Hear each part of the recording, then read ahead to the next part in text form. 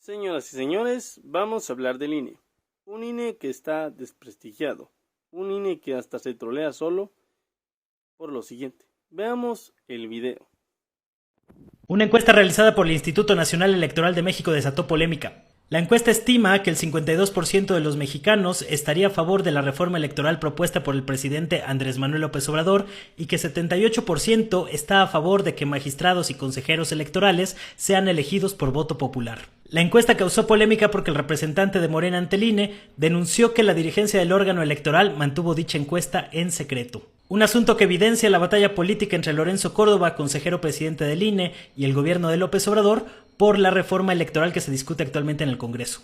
Una reforma electoral requiere siempre del máximo consenso posible, un consenso que es el resultado del diálogo y el acuerdo entre las fuerzas políticas y de un diagnóstico certero sobre el funcionamiento del sistema electoral que pretende modificarse. Ya que hablo de antidemocracia, imagínense lo que hicieron los de el INE, pues nadie desaparece o va a desaparecer al INE. Lo que se quiere es que el INE ya no esté en manos de la oligarquía antidemocrática, corrupta. ¿Y tú qué opinas? ¿Estás a favor o en contra de la reforma electoral que se propone?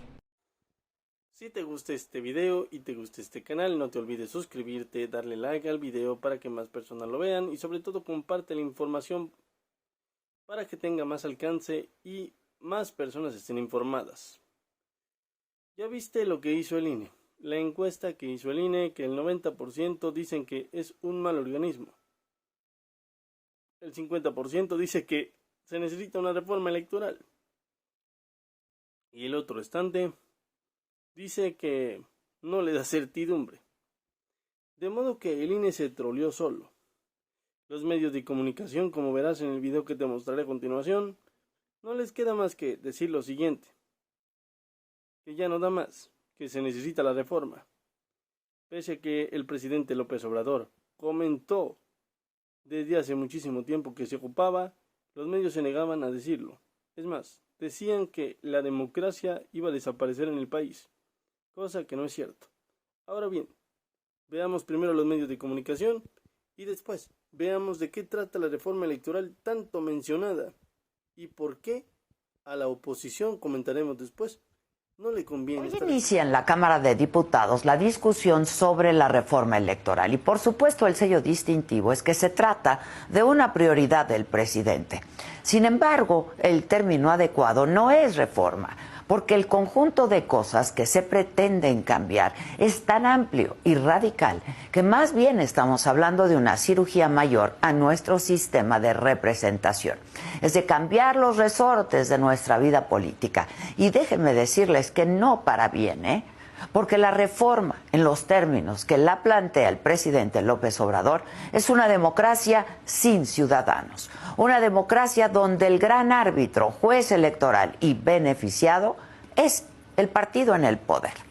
Y bueno, justo ayer se dio a conocer la opinión de la Comisión de Venecia, integrada por 61 países, sobre la reforma electoral propuesta por el presidente. Esta opinión fue solicitada por el consejero presidente del Instituto Nacional Electoral, Lorenzo Córdoba. Y en este documento se advierte que la idea de que los consejeros electorales y los magistrados del Tribunal Electoral sean elegidos a través del voto popular y que esto provocaría que tuvieran que hacer campaña y en consecuencia ser afines a partidos políticos.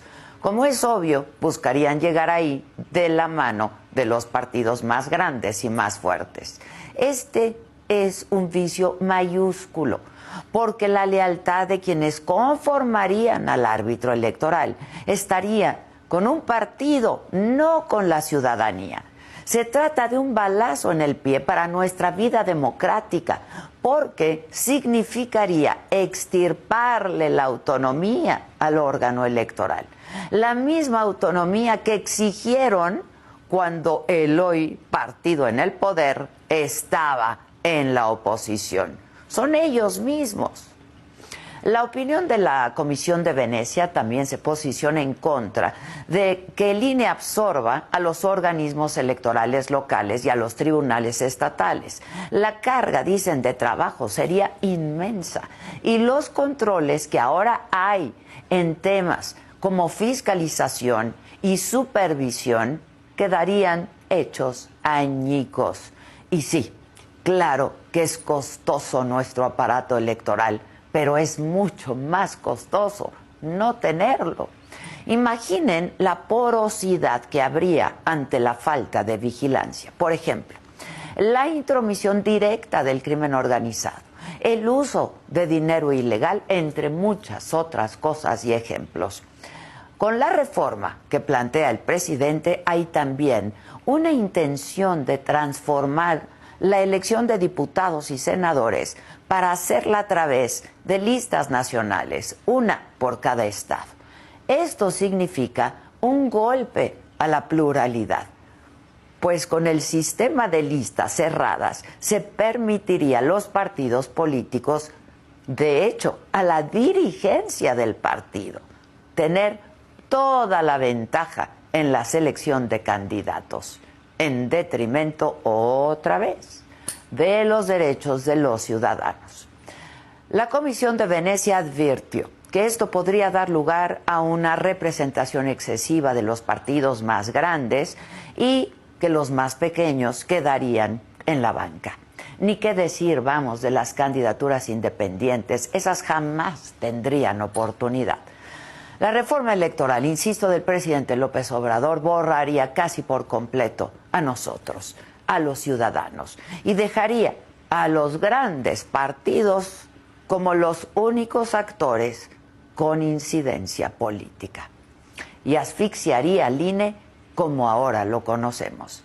El poder electoral regresaría al gobierno en turno, de donde tantas décadas nos costó sacarlo.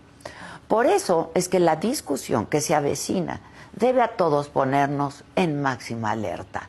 Y la opinión de la Comisión de Venecia lo retrata muy bien.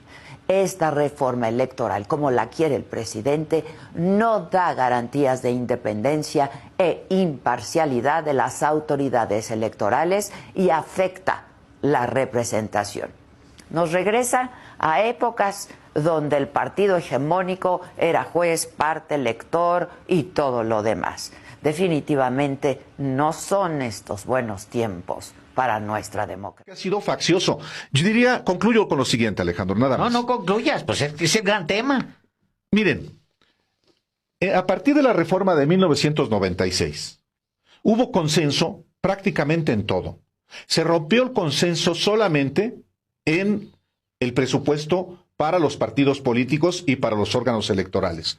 El PRI decía, Santiago Oñate Laborde, que era el presidente del PRI en aquel momento, que no, el PRI no podía aceptar la disminución del presupuesto público, pues porque era un partido que vivía del dinero y que por primera vez estaba estableciendo controles para evitar la entrada ilegal de dinero público a los procesos electorales. Ahí se rompió el consenso, incluyendo y cuando ya eran presidentes del PAN, Felipe Calderón, y del PRD, Andrés Manuel López Obrador. Como quiera, se creó ese organismo. En 1996 se crea un Consejo General presidido por José Woldenberg. Hubo, digamos que consenso con que había consejeros que eran filopriistas, consejeros filopanistas, consejeros pues medio perredistas, pero había, digamos que, equilibrios. Jesús Cantú era uno de esos consejeros que hasta hace poco trabajó en Comunicación Social de Presidencia y que trabajó en la Secretaría de Economía. Cuando se celebran elecciones, ya no solamente mejor organizadas, sino más imparciales, en 1997. En esa elección en la que el PRI pierde la mayoría en la Cámara de Diputados. En la elección del 2000, no se logró evitar la entrada de dinero sucio a esa elección, y entró y se acreditó el Pemex Gate y los amigos de Fox. Y hubo impunidad, prácticamente, salvo por las multas que se aplicaron, porque nadie fue a la cárcel por eso. Y en 2003, a muchos se les olvida, el consenso que hubo para la integración del Consejo General del INE se rompió en 2003 cuando se nombra a Luis Carlos Ugalde, un monigote no solamente del Bester Gordillo, sino un empleado de Jesús Reyes Heroles González Garza, y lo impusieron ahí los Claudio X. Luego se repartieron PRI y PAN a los consejeros, además del propio Luis Carlos Ugalde. ¿Quién los escogió? Fue en 2003. Antes, fue en 2003. ¿Quiénes eran los operadores? Era Germán Martínez del PAN, que puso a consejeros panistas, y era Miguel Ángel Yunes, que todavía estaba en el PRI, y el Bester Gordillo, que pusieron a los priistas. Un consejo general faccioso. Vaya, no quisieron ni siquiera que volviera a ser consejero Jesús Cantú. Así es. Dijeron, así no. es. Y desde entonces esos dos partidos se repartieron el Consejo General del INE. Es que ahí está. Hasta Lorenzo Córdoba y Ciro Murayama. Así es, que llegan por el PRI. Es que ahí está el tema, Álvaro. Han estado muy contentos con su instituto, Pues claro, impoluto, supuestamente impoluto. Trabajan día y noche para tratar de dar la imagen. Eso es, yo creo que lo que más gasta el INE. O sea, en tratar de dar el esfuerzo del INE, el mayor, aparte de organizar elecciones, es tratar de mostrarse como un órgano impoluto que gracias a Carlos Salinas de Gortari, que abrió la posibilidad de que existiera ese instituto, y hasta nuestros días ha sido el que ha garantizado, es la ubre de la democracia mexicana. Sin ese organismo no hay democracia. Y tanto así que obviamente los que van a defender ese organismo lo vinculan con la defensa de la democracia. Pues no, a mí no me parece. A mí no me parece que Lorenzo Córdoba sea el ejemplo de un demócrata. Yo no lo considero el ejemplo de un demócrata, con todo respeto, porque yo sé que toco a un dios de casi toda la oposición, que ahora muy convenenciera, pues lo tiene ahí. Pero yo no lo considero. Para mí no es Lorenzo Córdoba el ejemplo de un demócrata, con todo respeto. Entonces han batallado mucho porque en medio, Álvaro, cada vez que están tratando de colocar esa institución como el garante de la democracia, la cuna de la democracia moderna en México, se les atraviesa nada menos que el fraude. Así. Entonces, cada vez que quieren fundamentar que se trata esa fuente de la democracia, el INE o el IFE, se les atraviesa un fraude. Y entonces, para atrás los fillers. Se les atravesó el fraude del 2006, se les atravesó el fraude del 2017, se les atraviesan fraudes, o sea, y entonces, pues sí, claro, tienen que volver a echar a andar foros y foros y foros, se traen gente del exterior y mueven el dinero para posicionarse también ellos como las fuentes de la democracia mexicana, y gastan dinero y dinero y dinero en posicionar a un organismo que no, bueno, es lo que es. Está en manos de políticos. Ha estado en manos de políticos y ha permitido fraudes. Por otro lado, los aparatos de gobierno, como el secretario de Gobernación, Adán Augusto, dice que ya se está platicando con otras fuerzas políticas para que, en definitiva, la reforma se apruebe. Otros dicen, como lo verás a continuación también, Movimiento Ciudadano, que el PRI ya pactó con Morena para que la iniciativa se apruebe. Inclusive ellos tienen la teoría de que el mismo Morena dejará que el PRI proponga otra reforma parecida a la del presidente para así que la voten y que se apruebe, como lo hicieron con la reforma que no querían aprobar, pero al final aprobaron. Hablo de la Guardia Nacional. Veamos lo siguiente. Muchas gracias a todas, a todos ustedes. Yo espero reanudar, que este ejercicio democrático sea permanente. A lo mejor nos vemos en algunos meses cuando nos toque venir a exponer aquí la reforma constitucional, que en materia electoral pues está ya trabajando en los congresos, en la Cámara de Diputados Federales. Ignacio Mier coordina los trabajos también encaminados a que la iniciativa de reforma constitucional en materia electoral pues sea una realidad. Imaginen ustedes si no van a escuchar a los ciudadanos. Más del 70% de los mexicanos, según una encuesta que el Instituto Nacional Electoral mantenía escondida, por cierto, pues están a favor de que haya una reforma electoral. ¿Cómo no van a estar a favor la inmensa mayoría de los mexicanos si se trata de escucharlos? No hay prácticamente un mexicano que no esté de acuerdo con que se reduzca el número de legisladores plurinominales, con que se reduzca el oneroso gasto de organización de las elecciones. Un maestro gana 8,300 pesos, ¿cómo va a estar de acuerdo un maestro que los consejeros electorales ganen más de 350,000 pesos al mes y que tengan un seguro de gastos médicos? Como sostiene desde hace muchos años, ya saben quién, pues que vayan al ISSSTE para que vean lo que se siente. El PRI ya pactó con el secretario de Gobernación, igual que se dio en el caso del quinto transitorio, y va a salir en próximos días el PRI con la noticia de que tienen una contrapropuesta de reforma electoral que va a afectar facultades sustantivas del Instituto Nacional Electoral, del Tribunal Electoral del Poder Judicial de la Federación, que va a lastimar al instituto y que es un hecho absurdo, inédito, porque en vísperas de la elección presidencial nunca hemos tenido una reforma electoral, por la sencilla razón de que nadie quiere poner en riesgo la certeza de la elección. Siempre se han hecho estas reformas electorales, primero recogiendo la voluntad de la oposición, de las minorías, de la sociedad, y después siempre se han tenido la oportunidad de probarlas en elecciones intermedias. Así fue en la reforma electoral del 96, así fue en la reforma electoral del 2008, 2007, y así ha sido en todas las reformas electorales trascendentes que ha tenido este país.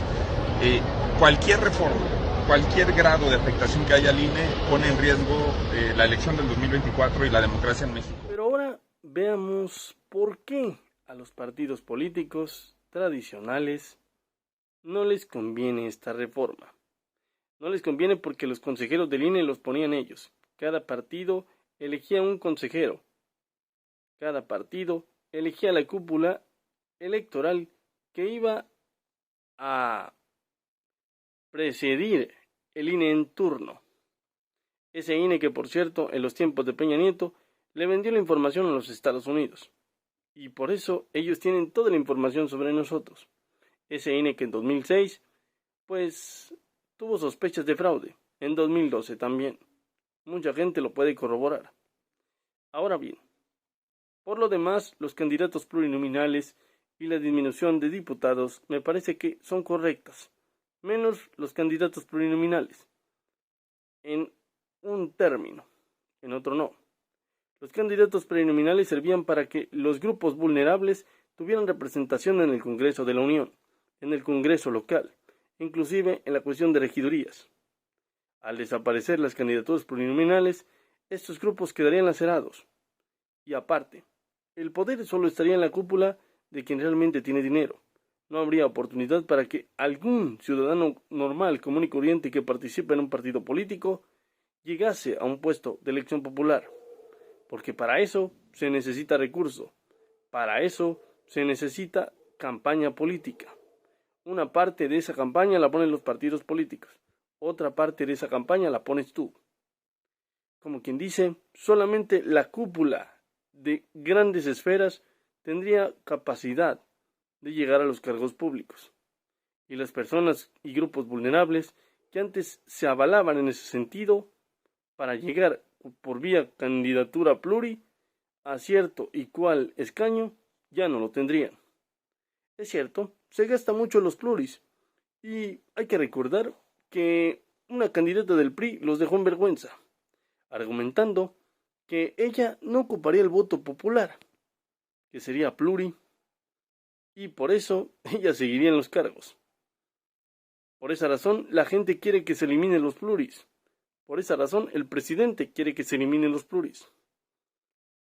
Ahora bien, el hecho de que a los partidos políticos se les dé dinero, en cierta manera, era para que grupos delictivos no entraran al juego político.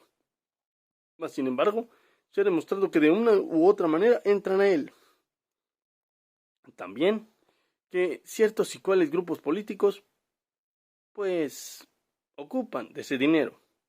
En particular, hay algunos partidos pequeños que no necesitan de tanto dinero para hacer política. La hacen por sus recursos propios, por su dinero, de sus integrantes. Cosa que para eso se hicieron los partidos políticos, para que cada integrante le metiera dinero y para que cada integrante supiera lo que es la política.